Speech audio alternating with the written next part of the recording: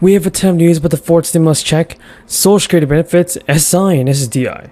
Here's everything that I want you guys to know. Americans can expect to receive a letter from the IRS very soon on future relief checks.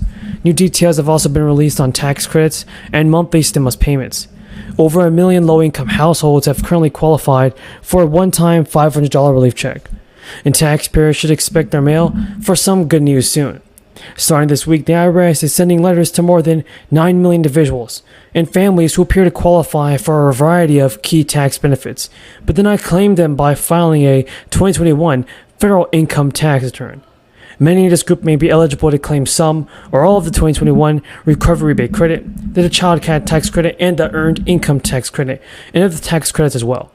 The IRS Commissioner Chuck Reddick has also announced that the IRS wants to remind everybody that's potentially eligible for this payment that they may qualify for these valuable tax credits even if they are not required to file a tax return. They may still qualify for several important credits. We don't want to overlook these tax credits, and the letters will remind people of their potential eligibility. Until people claim these benefits without charge, the free file tool is going to remain open for an extra month this year. Until November 17th, that is. The tool enables people whose incomes are $73,000 or less to file a return online for free. Individuals whose incomes are below $12,000 and couples whose incomes are below $25,000 may be able to file a tax return to claim the recovery rebate credit, which covers any stimulus payment amounts from 2021 that they may have missed and the child tax credit as well.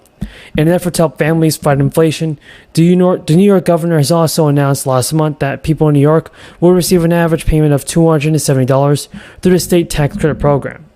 As part of the 2022-2023 New York State budget, New York taxpayers could receive a check for two different payments under the Empire State Child Credit and the Earned Income Credit. And while the payments will come out as a relief for many, most of the state's nearly 20 million residents are eligible. Around 1.75 million low-income New Yorkers and families are eligible for payments. This program will actually put money back into the pockets of nearly 2 million New York families struggling to make ends meet in the face of the crisis. And also, beginning this fall, around 3 million people in Georgia can expect a check of $350 to arrive at their bank, and that's because the governor has released up to $1 billion in crisis aid to send people funds to deal with inflation. Despite nearly $3 billion in excess revenues flowing back to taxpayers next month, Massachusetts residents are already urging for more financial relief from lawmakers at least. Currently eligible residents can expect to receive a rebate that is 13% of their 2021 state income tax liability, with the average amount at about $530. According to Massachusetts Budget and Policy Center, low-income households who do not pay income taxes will not get any refund under the tax cap law, and the bottom 20% of earners will receive an average credit of just $9. Taxpayers would have needed to earn more than $38,000 in 2021 to secure a refund of more than $250. In the final hours of formal sessions this summer, lawmakers have abandoned their plan to deliver $1 billion in tax relief to residents, including one-time $250 stimulus checks to middle-income households. That comes as they contended with affordability concerns. So folks, do you think that President Biden can send out more stimulus checks before it gets too late? Because I believe he needs to do it. Is ribbon cutting possible?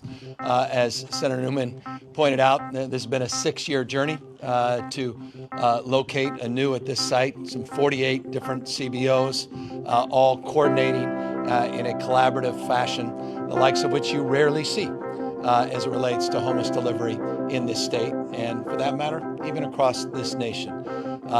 Mr. Mayor, thank you for your kind words. Thank you for your leadership. Thank you for your incredible support of CareCorp, which I'll talk a little bit more about in a moment. Chief, thank you for your leadership, but also your stewardship, for your faith and devotion to the cause that unites us here as well, and changing the conversation, changing the paradigm of engagement.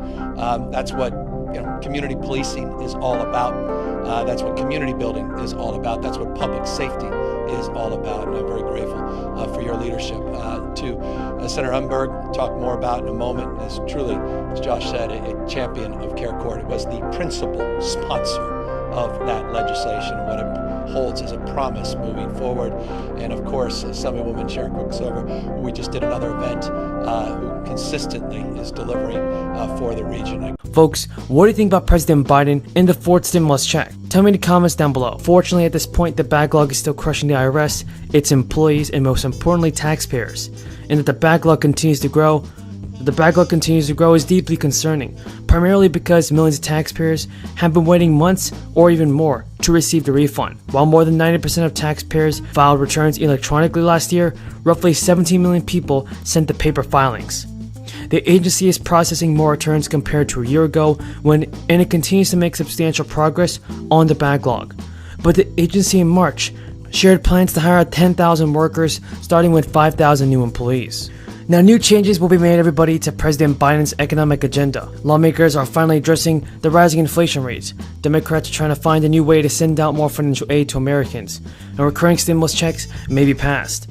Nancy Pelosi said today that Democratic leaders will gauge the party's support for President Biden's proposed gas tax holiday, but stop short of endorsing the idea.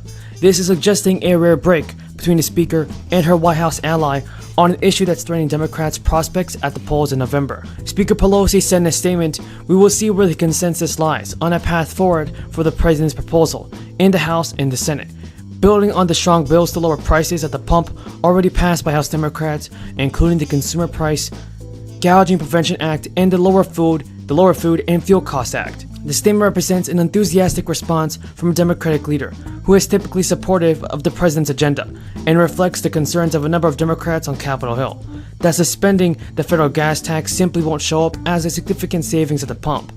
Democratic Representative Neal, chairman of the House Ways and Means Committee, told reporters the challenge on the gas tax is the savings really going to flow to the consumer, or is it going to be pocketed by the oil companies? And those are legitimate questions. Pelosi's legislative references were to a pair of bills designed to reduce gas prices. One by curbing price gouging and the other by promoting homegrown biofuels. Both have passed through the House this week, but still need to move to the Senate. Democratic leaders, everybody, had pursued those proposals in lieu of gas tax holidays, which Pelosi had rejected. At the time, she said there was simply no guarantee that the savings would pass along to consumers. The same concern is surfacing this week among other leading Democrats who had been long leery that a suspension of the federal gas tax, which has stood at 18 cents a gallon for decades, would translate into lower prices at the pump. Representative Neal stated, "We've got to figure it out again. Who gets the money?" And all of a sudden, it's a tiny savings for the consumer and big savings for the oil companies. It doesn't accomplish the goal that we want to see. What the administration idea is, and then we'll figure out how to react from there. In promoting a gas tax holiday, Biden said it would help struggling families through their bustling summer travel season. He's not only urged Congress to suspend the federal tax, but also called on states to suspend their own fuel taxes, which averages at 26 cents a gallon. Understanding or push back on this rhetoric that we don't have a substance abuse issue and problem in our country, especially with even some, legal pharmaceutical companies pushing, the opioid, contributing to the opioid crisis right here at home. And many of my colleagues continue to actually benefit through political contributions from some of the same folks that continue to push those drugs.